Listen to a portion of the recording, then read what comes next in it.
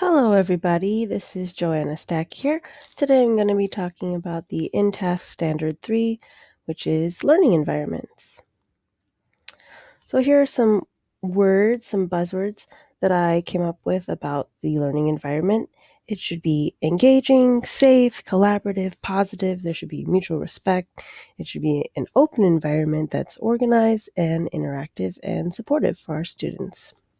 Here's the guiding question for this standard. How does the candidate create environments that support individual and collaborative learning, positive social interaction, active engagement in learning, and self-motivation? So with that, there are 5 different elements that we'll be looking at that are also in the rubric. The first one is collaboration for safe, positive learning, a safe and positive learning climate. So within that, the candidate collaborates with students and with families to build a safe, positive climate of openness, mutual respect, support, and inquiry. In my classroom, I work at a private kindergarten that is 95% Taiwanese, mostly Taiwanese. We communicate with the parents on a weekly basis. I'm in contact with each parent for any questions and concerns they may have. There's also daily communication between my assistant and the parents. And I really feel that the standard goes hand in hand with the standard 2 that now talked about, in which we are open to diversity and understanding their background and incorporating that into our classroom so that it is a open and respectful environment for all students, where we encourage parents to do the same to help their kids understand different students within our classroom. What are some ways in which you collaborate with parents to create a positive learning environment?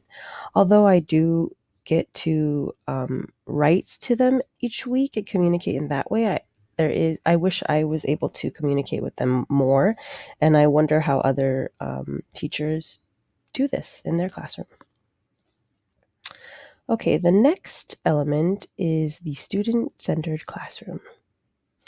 So the teacher should be establishing a classroom that is student-centered, where the students are able to make their own decisions, they can explore and invent and work both collaboratively and independently for purposeful learning. So what does a student-centered classroom look like? It has independent learners, ownership, opportunities for success, and differentiation. And to me, that means that it's the climate that promotes these things, and also the physical layout and setup and how you create your lessons that promote individual learning or collaborative learning. And there should be a good mix of all those things. I think the classroom itself should be stimulating and have maybe different seating, different setups depending on the lesson, so that it's differentiated in that way and that we are thinking about their physical needs as well as their emotional and learning needs. So in my classroom, I teach very little students and I have a very small space, but I try to make it interactive. I try to have ways that they have ownership of the classroom, things that they can do so that they feel a part of it. And I try to change it up depending on what we're doing so that it meets the lessons needs and the needs of my learners as well. So yeah. The next element is managing the learning environment. So this one says that the teacher should manage the learning environment to actively and equitably, I think that's a keyword, engage students by organizing, allocating, coordinating resources of time and space. So that kind of goes with just what I was saying before. The teacher should be able to manage the environment so that it's equitable for all students, that students of every level, every ability are able to engage in that classroom equally. Oh, I guess I just said all this, but I have a small class of 15, and our space is small, like I said, so I try to have flexible seating and different layouts for my students. Yeah, what does your classroom look like? I also think it can vary depending on the level of the students, and I'd like to see how teachers who teach different subjects and older children, what their classrooms look like. I think that would be interesting. So I look forward to seeing some of your classrooms.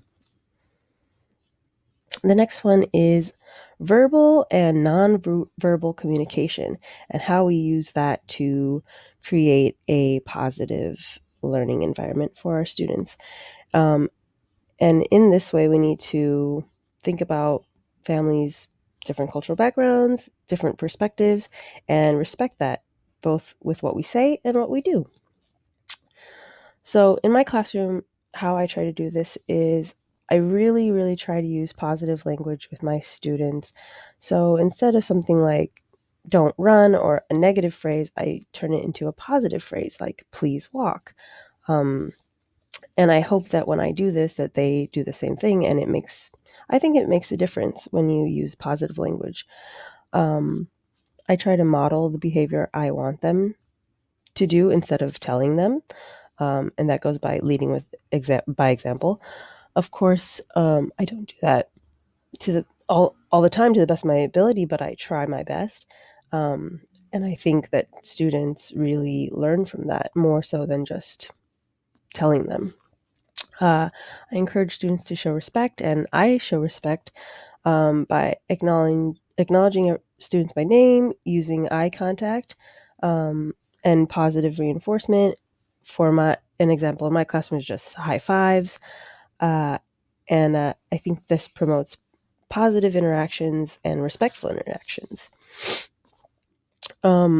Another way to do this is to acknowledge students' diversity and their cultural backgrounds is to use something that they would know from their background and put it into a lesson. So that might be like a vocab, maybe a food they like, something they know, and to introduce it to the rest of the class and use it in our lessons. How do you acknowledge cultural backgrounds and differing perspectives? Like I said, my class is mostly Taiwanese, and it's not as diverse in that way culturally, but I try to incorporate different examples of diversity in whatever way they do have. And the last one is the use of interactive technologies.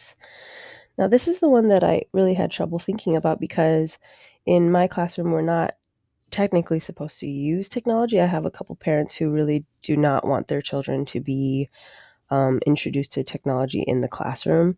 That's just their own personal opinion and perspective, and we do respect that as much as possible. But I do think it's important, especially in this time and in the future, that students do use technology to learn beyond the classroom and to extend to their local and global communities. What are some technologies you use in and outside of your classroom to do this? In the past, I have used ClassDojo. I still use GoNoodle when I can, and the students really love it. And there's also RazKids, and there's some other apps I know about, but I don't use them as much as I would like or as much as I can.